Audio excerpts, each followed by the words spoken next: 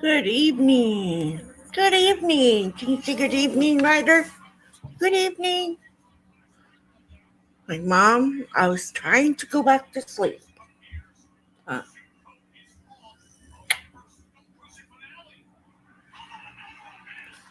I'm just trying to sleep.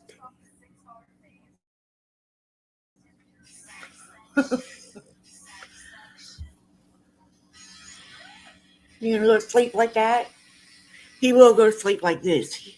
He does not have any cares about how he's sleeping, as long as he's sleeping. Huh?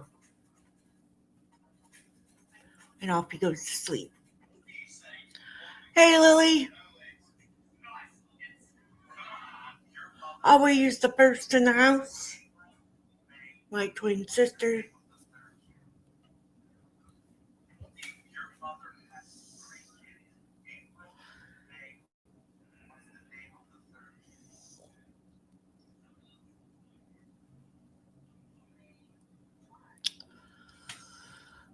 Oh, he could be snuggling with dad over on the couch, but he decides he wants to be on mom's lap.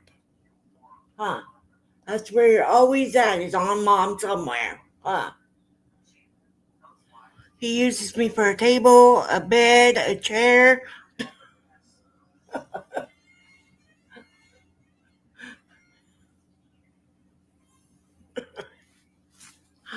Anyways, it is an AA meeting, and I'm gonna put him down and see if he'll go sit with dad. Come here, baby. I put him down. He's not. Go see dad. Go see dad. Go get him. Go get him. But he's like, you fooled me too many times. Oh, he's thirsty. Nope, he's going to his bed.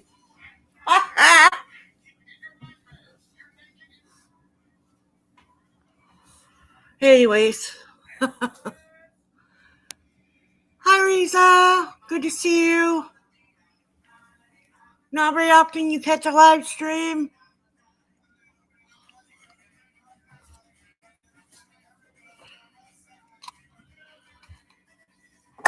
Anyways, it is an AA meeting, so let's go ahead and get it started. If you're new here, please be mindful of other people in the chat. Don't do any judgment or harass people on their own channels, because not everybody in the chat is a recovering alcoholic or has it as a channel, as in content creator like I do. So please just remember that not everybody in the chat is alcoholic or any of those things. So just refrain from judging each other, please, or harassing each other. That's not what this is for. It's actually to help people. So, with that being said, I'm Sandra and I'm an alcoholic.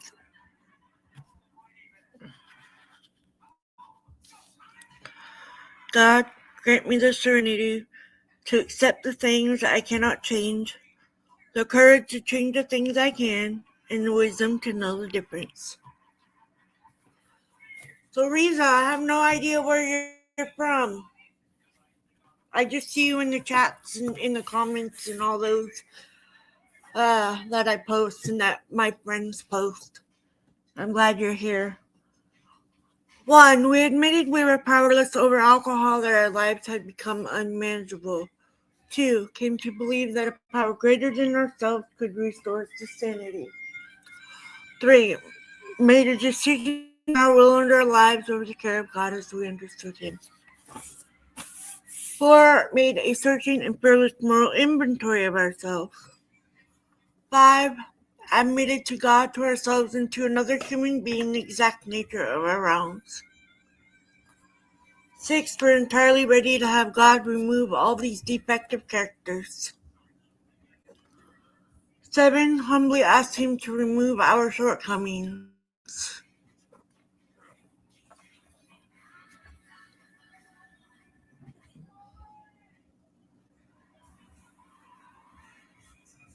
Where was I?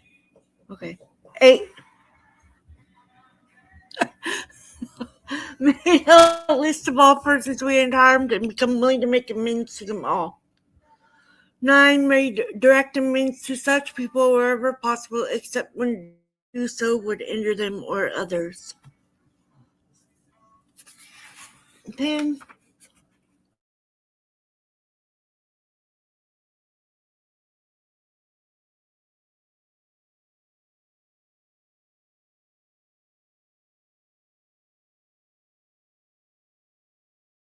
Just a minute. I'm back. Sorry about that. 11. Sought through prayer and meditation to improve our conscious contact with God as we understood Him, praying only for knowledge of His will for us and the power to carry that out. Hi, Kurt. Klein. Family friend. 12. Having had a spiritual awakening as a result of these steps, we tried to carry this message to alcoholics and to practice these principles in all our affairs. In the description, I do put in there what book we're reading, the page we're reading, the story we're reading, all of those good things. So we're in the big book. I have the 4th edition, so if you're in a different edition, it will probably be different. Hey, Tony, glad you're here. And so tonight we are on The Man Who Mastered Fear on page 246.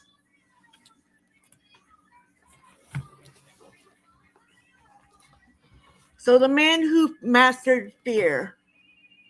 He spent 18 years in running away and then found he didn't have to run. So he started AA in Detroit. For 18 years, from the time I was 21, fear governed my life. By the time I was 30, I had found the alcohol dissolved fear for a little while. In the end, I had 2 problems instead of 1, fear and alcohol. I came from a good family. I believe the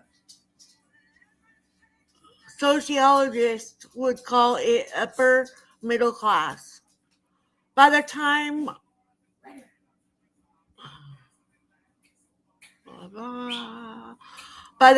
I was 21, I had had 6 years of life in foreign countries, spoke 3 languages fluently, and had attended college for 2 years.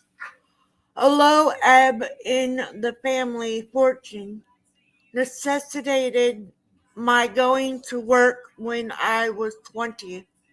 I entered the business world with every confidence that success lay ahead of me.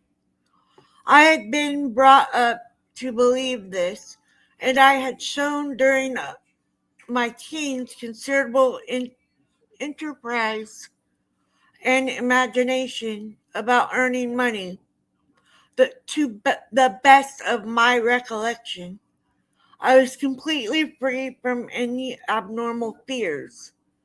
Vacations from school and from work spell travel to me, and I traveled with gusto. During my first year out of college, I had endless dates and went to countless dances, balls, and dinner parties. Suddenly, all this changed. I underwent a shattering nervous breakdown. 3 months in bed, 3 more months of being up and around the house for brief periods, and in bed the rest of the time. Visits from friends that lasted over 15 minutes exhausted me. A complete checkup at one of the best hospitals revealed nothing. I heard for the first time an expression that I was to grow to loathe. There is nothing organically wrong. Psychiatry might have help, but psychiatrics had not penetrated the Middle West. Spring came. I went for my first walk, half a block from the house. I tried to turn the corner. Fear froze me in my tracks. But the instant I turned back toward home, this paralyzing fear left me. This was the beginning of an unending series of such experiences.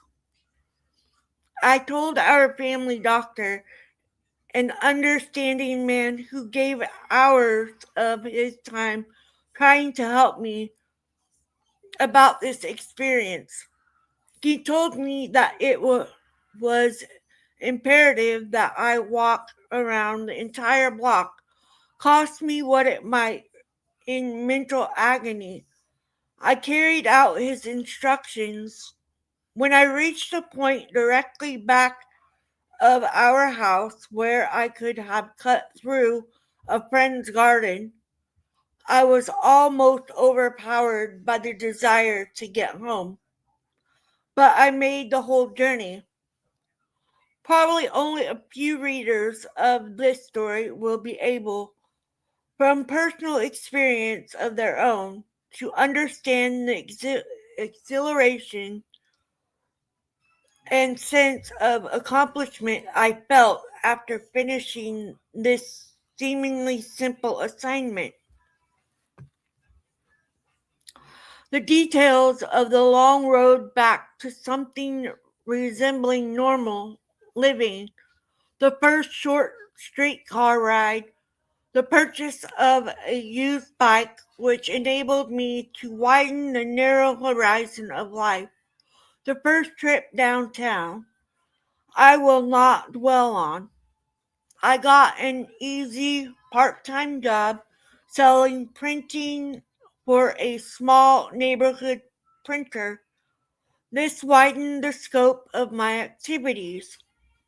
A year later, I was able to buy a Model T Roadster and take a better job, which with a downtown printer. From this job and the next one with yet another printer, I was courteously dismissed. I simply did not have the pep to do hard, cold turkey selling. I switched to real estate, brokerage, and property management work. Almost simultaneously, I discovered that cocktails in the late afternoon and highballs in the evening relieved the many tensions of the day. This happy combination of pleasant work and alcohol lasted for 5 years. Of course, the latter ultimately killed the former, but of this more anon. All this changed when I was 30 years old. My parents passed, both in the same year, leaving me a sheltered and somewhat immature man on my own. I moved into a bachelor hall. These men all drank on Saturday nights and enjoyed themselves. My pattern of drinking became very different from theirs. I had bad nervous headaches, particularly at the base of my neck. Liquor relieved these. At last, I discovered alcohol as a cure all. I joined their Saturday night parties and enjoyed myself too. But I also stayed up weeknights after they had retired and drank myself into bed. My thinking about drinking had undergone a great change. Liquor had become a crutch on the one hand and a means of retreat from life on the other.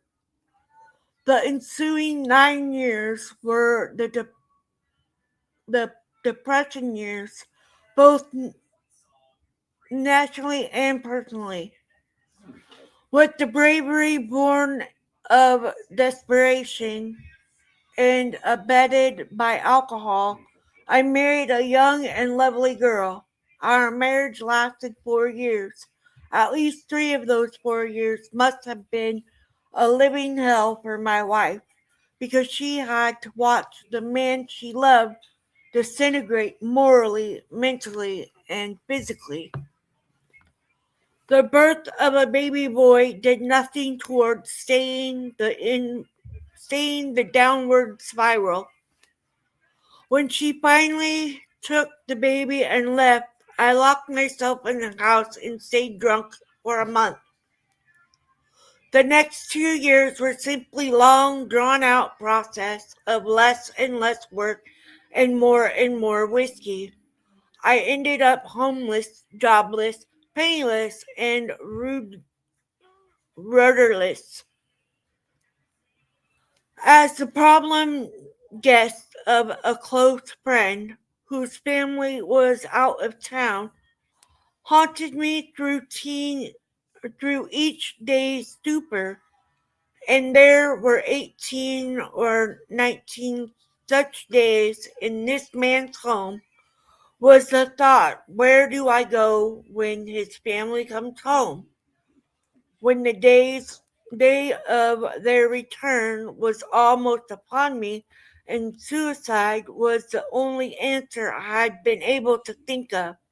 I went into Ralph's room one evening and told him the truth. He was a man of considerable means, and the and he might have done what many men would have done in such case. He might have handed me $50 and said that I ought to pull myself together and make a new start. I have thanked God many times in the last 16 years that was just what he did not do. Instead, he got dressed, took me out, bought me 3 or 4 double shots, and put me to bed. The next day, he turned me over to a couple who, although neither was an alcoholic, knew Dr. Bob and were willing to drive me to Akron, where they would turn me over to his care. The only stipulation they made was this: I had to make the decision myself. What decision? The choice was limited: to go north into the empty pine country and shoot myself, or to go south in the faint hope that a bunch of strangers might help me with my drinking problem.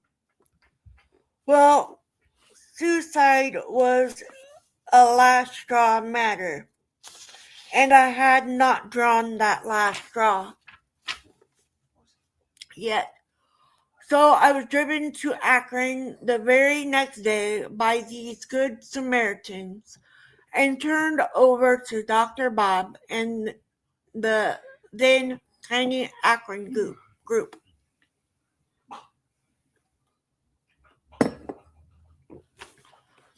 Here, while I was in a hospital bed, men with clear eyes, happy faces, and a look of assurance and purposefulness, that's a whole mouthful, one word, about them came to see me and told me their stories. Some of these were hard to believe, but it did not require a giant brain to perceive that they had something I could use. How could I get it? It was simple, they said, and went on to explain to me in their own language the program of recovery and daily living that we know today as the 12 steps of AA. Dr. Bob dwelt at length on how prayer and giving him release time and time again from the nearly overpowering compulsion to take a drink. It was he who convinced me, because his own conviction was so real that a power greater than myself could help me in this crisis of life, and that the means of communicating with this power was simple prayer. Here was a tall, rugged, highly educated Yankee talking in a matter-of-fact, coarse way about God and prayer. If he and these other fellows could do it, so could I. When I got out of the hospital, I was invited to stay with Dr. Bob and his his dear wife, not deaf wife, Annie. I was suddenly and uncontrollably seized with the old paralyzing panic. The hospital had seemed so safe. Now I was in a strange house in a strange city, and fear gripped me. I shut myself in my room, which began to go around in circles. Panic, confusion, and chaos were supreme. Out of this maelstrom, just two coherent thoughts came to the surface. One, a drink would mean homelessness and death. Two, I could no longer relieve the pressure of fear by starting home, as was once my habitual solution to this problem, because I no longer had a home. Finally, and I shall never know how much later it was, one clear thought came to me. Try prayer. You can't lose, and maybe God will help you. Just maybe, mind you. Having no one else to turn to, I was willing to give him a chance, although with considerable doubt. I got down on my knees for the first time in 30 years.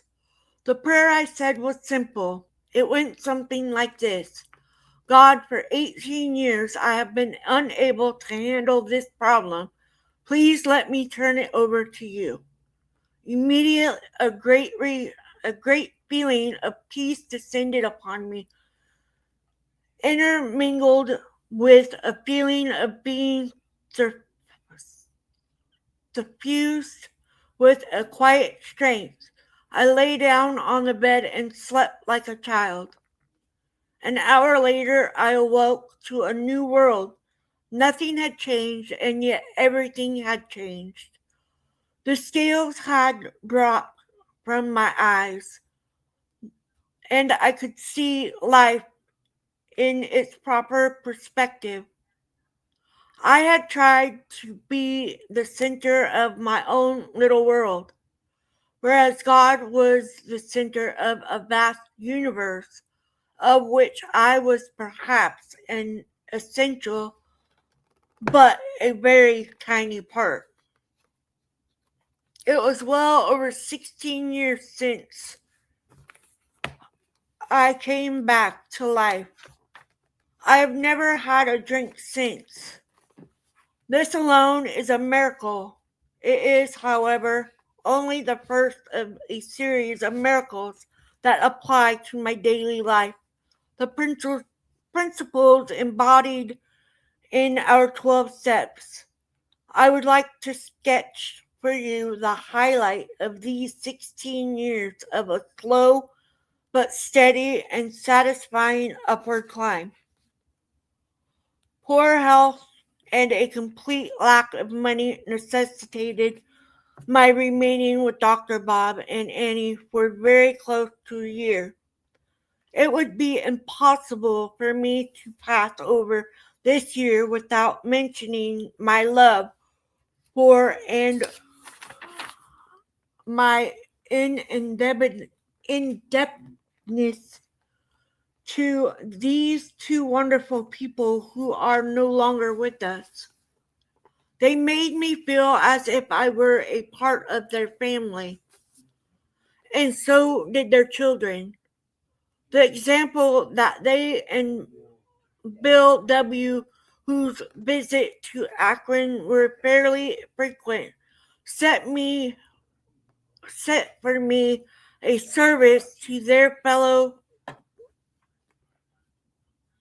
men, embedded me with a great desire to emulate them. Sometimes during that year, I rebelled inwardly at what seemed like lost time and at having to be a burden to these people, or to these good people whose means were limited. Long before I had any real opportunity to give, I had to learn the equally important lesson of receiving graciously. During my first few months in Akron, I was quite sure that I never wanted to see my hometown again. Too many economic and social problems would beset me there. I would make a fresh start somewhere else. After 6 months of sobriety, I saw the picture in a different light. Detroit was a place I had to return to, not only because Mike, you can start that mac and cheese. I must face the mess I had made there, but because it was there that I could be of the most service to AA. In the spring of 1939, Bill stopped off in Akron on his way to Detroit on business. I jumped at the suggestion that I accompany him. We spent 2 days there together before he returned to New York. Friends invited me to stay on for as long as I cared to. I remained with them for 3 weeks, using part of the time in making many amends which I had no earlier opportunity of making. The rest of my time was devoted to AA. Spade work. I wanted right prospects, and I didn't feel like I would get very far chasing individual drunks in and out of bars.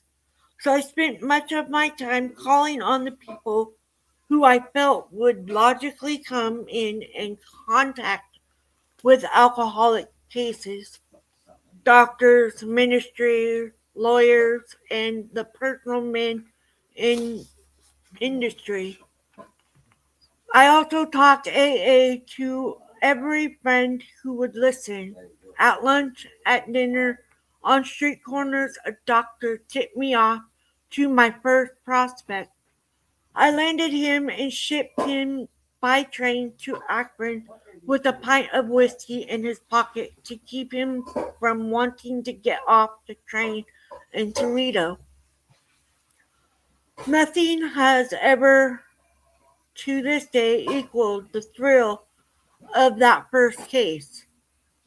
Those 3 weeks left me completely exhausted, and I had to return to Akron for 3 more months of rest. While there, 2 or 3 more cash customers, as Dr. Bob used to call them, probably because they had so little cash, were shipped in to us from Detroit. When I finally returned to Detroit to find work and to learn to stand on my own feet, the ball was already rolling. However, slowly, but it took 6 more months of work and disappointments before a group of 3 men got together in my rooming house bedroom for their first AA meeting. It sounds simple, but there was obstacles and doubts to overcome. I well remember a session I had with myself soon after I returned. It ran something like this. If I go around shouting from the rooftops about my alcoholism, it might very possibly prevent me from getting a good job. But supporting that just one man died because I had, for foolish or for selfish reasons, kept my mouth shut. No, I was supposed to be doing God's will, not my own, not mine. His road lay clear before me, and God's will, er, and I'd better quit rationalizing myself into the detours. I could not expect to keep what I had gained unless I gave it away. The depression was still on, and jobs were scarce. My health was still uncertain, so I created a job for myself selling women's hosiery and men made to order shirts. This gave me the freedom to do AA work and to rest for periods of 2 or 3 days when I became too exhausted to carry on. There was more than one occasion when I got up in the morning with just enough money for coffee and toast and the bus fare to carry me to my first appointment. No sale, no lunch. During the first year, however, I managed to make both ends meet and to avoid ever going back to my old habit pattern of borrowing money when I could not earn it. Here by myself was a great step forward. I think I'm going to finish this one today. During the first 3 months, I carried on all these activities without a car, depending entirely on buses and streetcars. I, who always had to have a car at my immediate command, I, who had never made a speech in my life and who would have been frightened sick at the prospect, stood up in front of Rotary groups in different parts of the city and talked about Alcoholics Anonymous. I carried away with the desire to serve AA, gave what was probably one of the first radio broadcasts about AA, living through a case of Mike Fright and feeling like $1,000,000 when it was all over. I lived through a week of the fidgets because I had agreed to address a group of alcoholic inmates in one of our state mental hospitals. There it was, the same reward, exhilaration at a mission accomplished. Do I have to tell you who gained the most out of all this? Within a year of my return to Detroit, AA was a definite, established little group of about a dozen members, and I too was established in a modest but steady job, handling an independent dry cleaning route of my own. I was my own boss. It took 5 years of AA living and a substantial improvement in my health before I could take full-time office job where someone else was boss.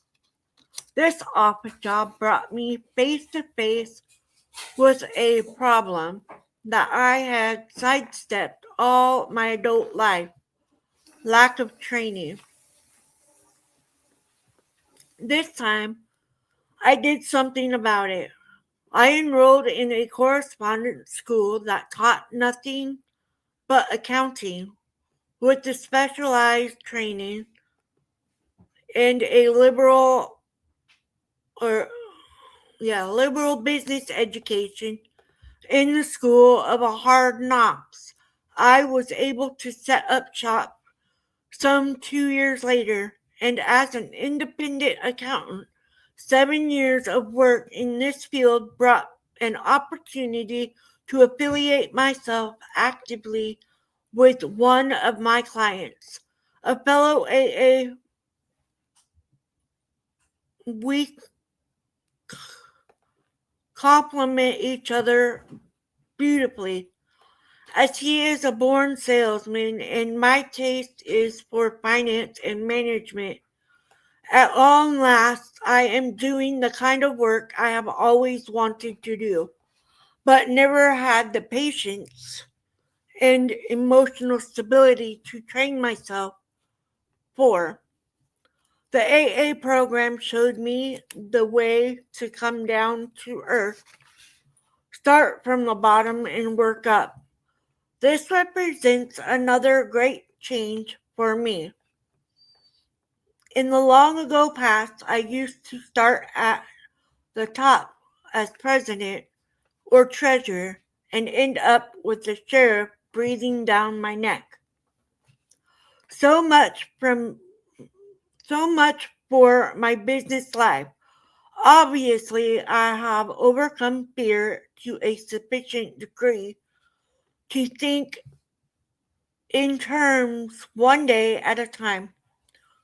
To carry business, sorry, I skipped some terms of success in business. With God's help, I am able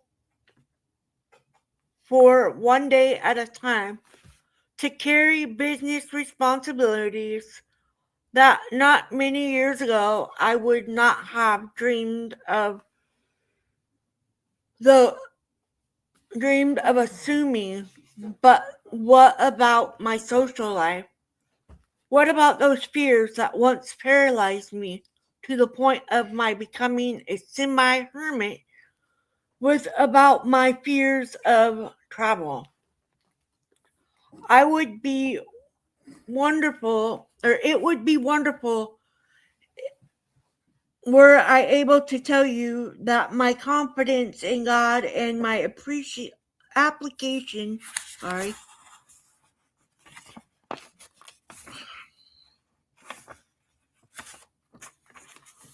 12 steps 12 steps to my daily living have utterly banished fear, but this would not be the truth. The most accurate answer I can give you is this. Fear has never again ruled my life since that day in September 1938 when I found that a power greater than myself could not only restore me to sanity, but could keep me both sober and sane. Never in 16 years have I dodged anything because I was afraid of it. I faced life instead of running away from it. Some of the things that used to stop me in my tracks from fear still make me nervous in the anticipation of their doing. But once I kick myself into doing them, nervousness disappears, and I enjoy myself. In recent years, I have had the happy combination of time and money to travel occasionally. I am apt to get into quite an uproar for a day or two before starting, but I do start.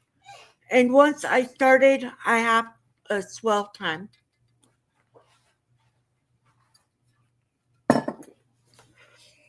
Have I ever wanted to drink during these years? Only once did I suffer from a nearly overpowering compulsion to take a drink. Oddly enough, The circumstances and surroundings were pleasant.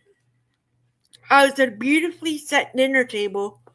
I was in a perfectly happy frame of mind. I had been in AA a year, and the last thing on my mind was a drink. There was a glass of sherry at my place. I was seized with a glass. Okay, sorry, with an almost uncontrollable desire to reach out for it. I shut my eyes and asked for help. In 15 seconds or less, the feeling passed. There have been there have also been numerous times when I have thought about taking a drink. Such thinking usually began with thoughts of a pleasant drinking out of my youth. I learned early in my AA life that I could not afford to fondle such thoughts as you might fondle a pet, because this particular pet could grow into a monster. In other words, y'all know what it means. Instead, I quickly substitute one or another vivid scene from the nightmare of my later drinking. 20 odd years ago, I made a mess of my one and only marriage. It was therefore not extraordinary that I should shy away from any serious thought of marriage for a great many years after joining AA. Here was something requiring a greater willingness to assume responsibility and a larger degree of cooperation and give and take than even business requires of one. However, I must have felt deep down inside myself that living the selfish life of a bachelor was only half living. By living alone, you can pretty much eliminate grief from your life, but but also eliminate joy. At any rate, the last great step toward a well-rounded life still lie ahead of me. So 6 months ago, I acquired a ready-made family consisting of one charming wife, four grown children to whom I am devoted, and three grandchildren. Being an alcoholic, I couldn't dream of doing anything by halves. My wife, a sister member in AA, had been a widow 9 years, and I had been single 18 years. The adjustment in such a case are difficult and takes time, but we both feel that they are certainly worth it. We are both depending upon God and our use of the Alcoholics Anonymous program to help us make a success of this joint undertaking. It is undoubtedly too soon for me to say how much of a success I shall be as a husband in time to come. I do feel, though, that the fact that I finally grew up to a point where I could even tackle such a job is the apex of the story of a man who spent 18 years running away from life. And that's where I get my saying of the thing that I always say that I do is I shout it from the rooftops. I'm a recovering alcoholic. I will forever be that recovering alcoholic. And we AA members know that we have to share it. We can't keep it to ourselves. Because if we don't share, we're not helping the next one. And by me doing these meetings, is me sharing it with a lot of people. And also, I don't shy away from telling people that I am a recovering alcoholic. Anywhere I'm at, it doesn't bother me to say that. When I first started AA, I didn't want no part of telling anybody. I wouldn't even tell my group my name. My husband did that for me. Crazy, right?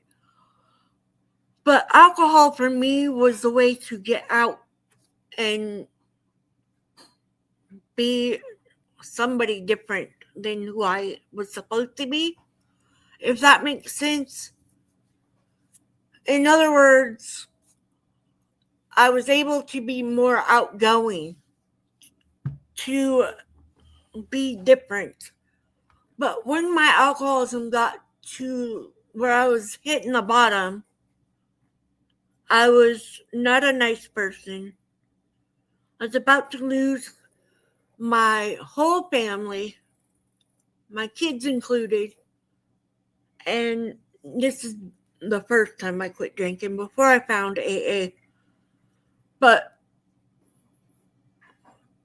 when I went back out and drank, and I finally made the decision for myself to quit drinking, not because I got hurt or anything, but just for me.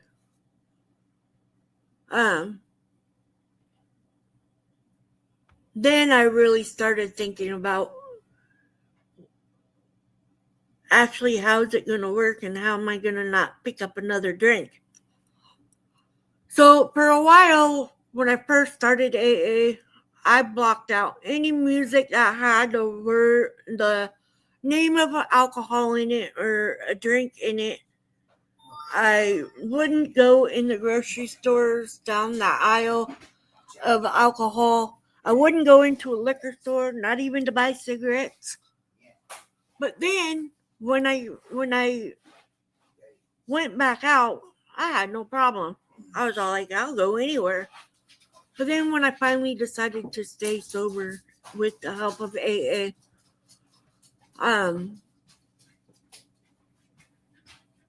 I've been 11 years sobriety and 11 years and 2 months almost. Oh, it's been 11 years and 2 months today.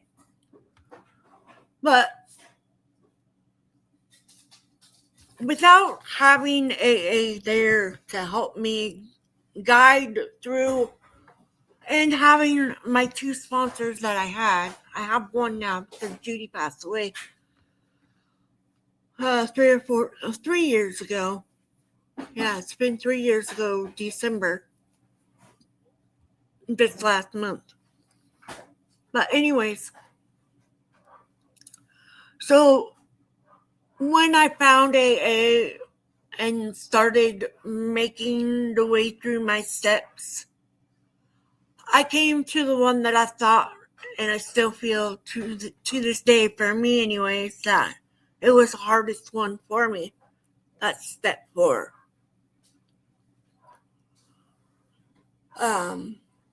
So that is making them, I forgot. I know what it is, but it's not on the top of my mouth.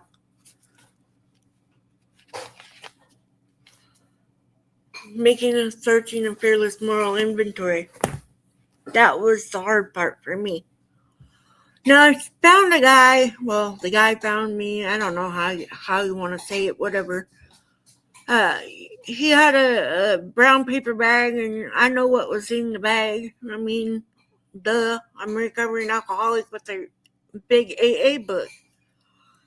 And so it didn't even dawn on me that that's why he was saying anything to me about it. But he goes, the hardest step is step 11.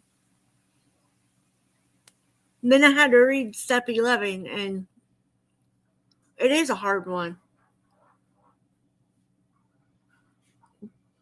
But making the searching and fearless moral inventory of myself, coming from somebody that didn't think that I did anything wrong.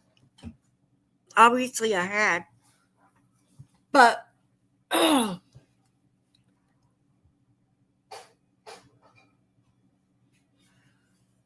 making those admissions on paper. You can take the chicken out too, please. I think it should be done. Sorry, dinner's in the oven. Mike made mac and cheese, lemon pepper chicken. But anyways, having my sponsor to always be on call anytime I had a problem or have a problem, or she sees that I'm struggling with something, she always will remind me what page of what book I needed to read. And she's got it all right here. She doesn't have to read it. So the spiritual awakening, I felt that aha moment when the pink cloud finally left. And the pink cloud is when you're blocking all of those things out of, like I said, the alcohol names and music with alcohol in it, avoiding the store with,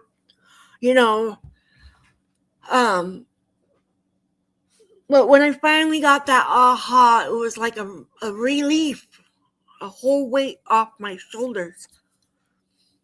And my sponsor signing me up for a speaker meeting without me knowing until the meeting. Okay, she told me a week before. But I spent that whole week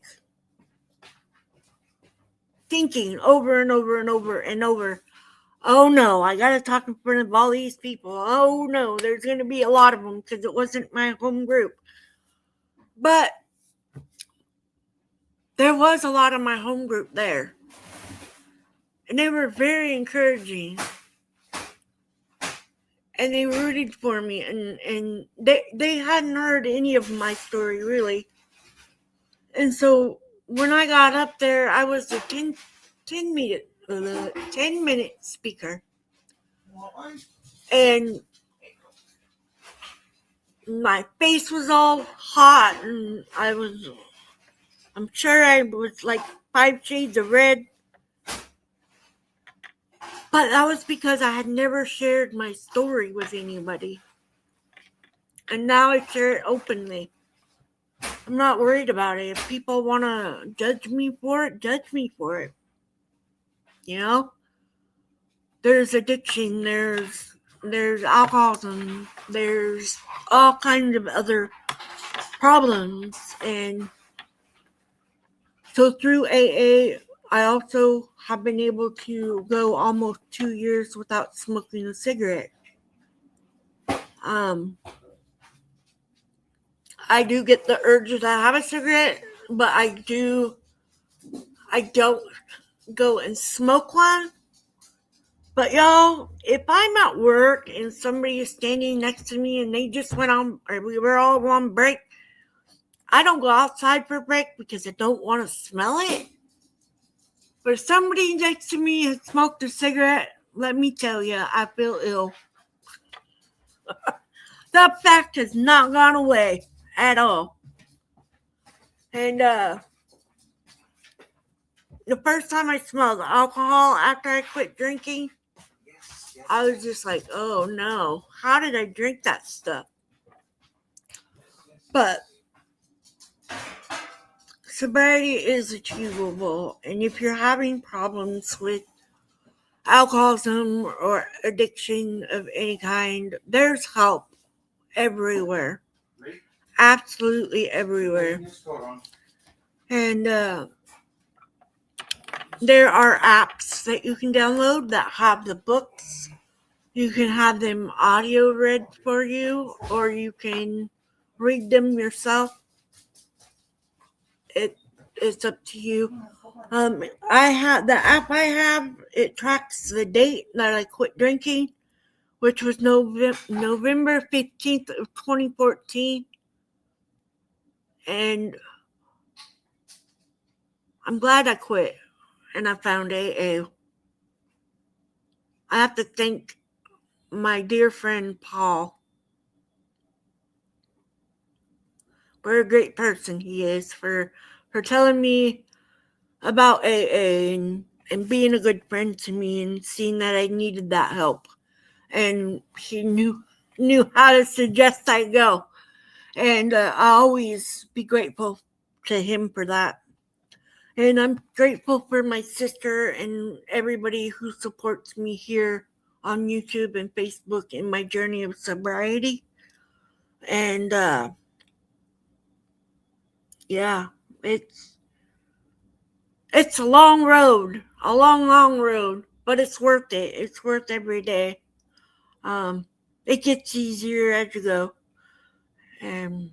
But anyways, I'm gonna go ahead and say the Serenity Prayer and let you guys go about your night. And I'm gonna go eat my dinner and then go to bed. So, God, grant me the serenity to accept the things I cannot change, the courage to change the things I can, and the wisdom to know the difference. Keep coming back. It works if you work it. Love you guys.